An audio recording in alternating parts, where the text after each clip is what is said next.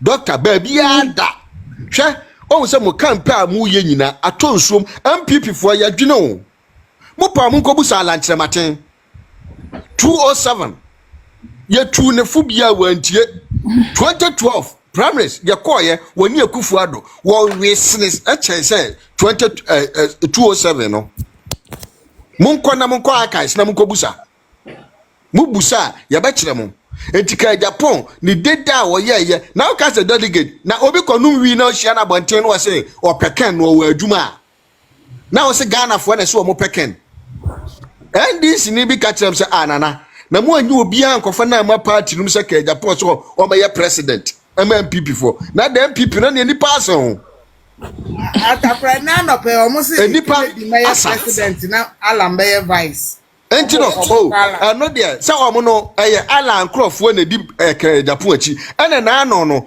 ya hwa animu a na di Ken Agyapong achi ene ya hwa animu a no mo di doctor achi wo hwa far different wo hwa animu no na wo hwa mo ye dede ese Ken Agyapong mra na obi a yesi ye conference meeting no akofa afurumu ponko eni wanim omote omonti asiese na yiri di na chi o baabi ana msi na akofa afurumu ponko na woteka ka asoro na dai ukowrari na steka no so na nim se ayi bentoa ni tiri wo se bentoa ani metu ate wono so atwiniti na yesi sei na eche se obewi ni aba ana na me ni mikuna wale so ya manfo yes ya sei ni o ma for the Adentina, I want to work campaign because you can't say so. Obia is a party atare.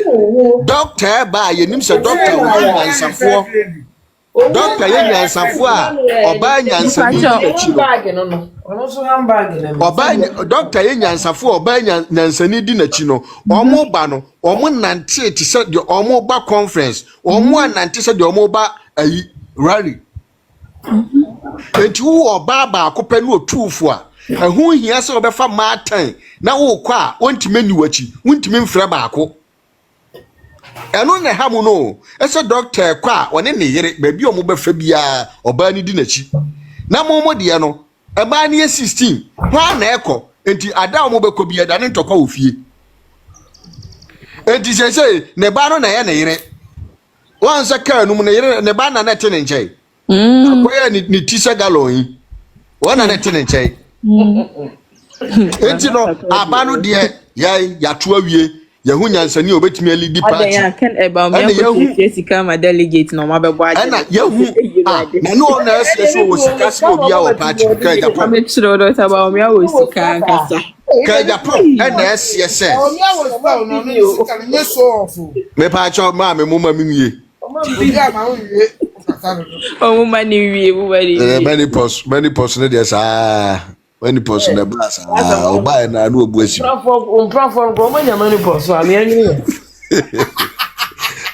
ba da bi no me pa cho be srew e ka ho wa dia ba o so na many post my aya mi jino obi Ejiro Ken Agyapong crofo ne dia na omo kra no frepo mo se dadam mu behavior as if say ye pen ye kasa ti ene ba ko ye life wo se ba ko kwagigi sika obi frɛ na o se o won na hwɛ Ken Agyapong crofo social atapra ne unya be ma nanim awerɛho to wonyina so osu anko ye nra ma no na o se adentina mi sika de komu obi ba ko o wasi mi sika de komu obi omukun enu na ese owu se san krofo no omu di Ken Agyapong achi no enya mo kura mo ye na omu pe na asemu ye skafo mo ye pe na omu pe Ken Agyapong asemu eye omu numu ko omu ye mu kom enya o ya nche doctor ni a wo kasa wi o kasa de me number tudwa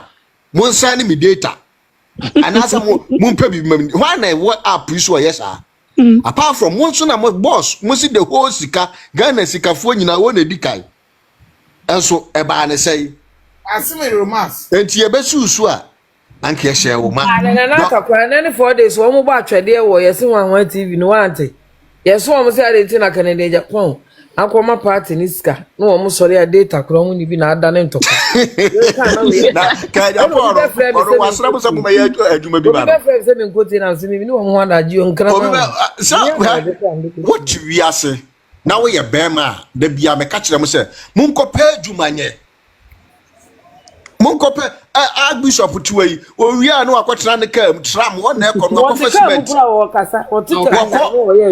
na mo sole a wo de anwura kokọ abeka to achi se de okosunsum sore ene wa besi live fra no pakosi anwumre onkopa adwumanye na ede konfo kwaku bunsam kra wona mo ye adwuma won tra dem konfo kwaku bunsam wona mo ye adwuma na wo young guy a wasi su a yesa do nsam mienu ye adwuma ehwe wo ma no wo tori a wo ti social media fra no pa ede nwura kokko we yakati wani wachi se de okogidi ena wo si live time no me be ha me nti ochina aka nkwasi asem saa enti ya de Dr. Nkrofo de ya beka social media ya sabe ya adwuma no wo fem nene ma so bia wa ma na ya be ya adwuma no e wo fem ama doctor hu se nipa na wo mudi nachi no omo ye rare people nya sikanti ne di nachi ya MPP no beba power MPP no be fa ne ntima pa ya go ka so manya mani posa omo tiase Mwakwa yese. Moye fetish priests and princesses of an occult society. Ana NDC ya bosumbi a moye bosomma ene mema na mugu. Because I don't get it. No one born of a party supporter will just always allow a politician like Felix Kwachi because the Minister of Information amao. You just sit down and you concoct shallow propaganda now the above your muna mejiedi. Na minen nama. Na me feeling me home. And I cannot challenge you. I can't ask you to confirm to me why this is true so that I can go and speak for you. Assume say nanka nanado ba ya o se o di free SHS baba. No ba ya free SHS na o de ba ya no. E ko so be ya say 1 month pe. Na wa gunu. Na be ka kire me say at the end of 8 years say me ba say me be defending na me boss say o di free SHS e ba ya. Na ma di super pepe me ye. Aden ya I'm supporting NPP. Must I be stupid? Must I be taken for granted? Enya aban ena Deloitte 4-year audit nunti. Emma omunjindi na omu kwakoye forensic audit asian aka ho. Anka Felix Kwachi obetima kasa.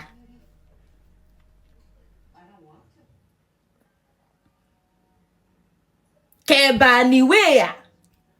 Ke ebaye na ye confirm me say 58 million na omu kase ye di. Nana Akufo-Addo eni kenovori ata mwadi. Ka Deloitte report na baye na ya confirm say na bibia mo kan ye fa National Cathedral ho e no kre. Felix Kwachi be deny say enya aban na ema Deloitte eye audit no. Obeye onye. Ghana for mo ma yen sorry. NDC for boy abroad do. They treat us as if say ye zombies. We are animals. We have the brains of animals.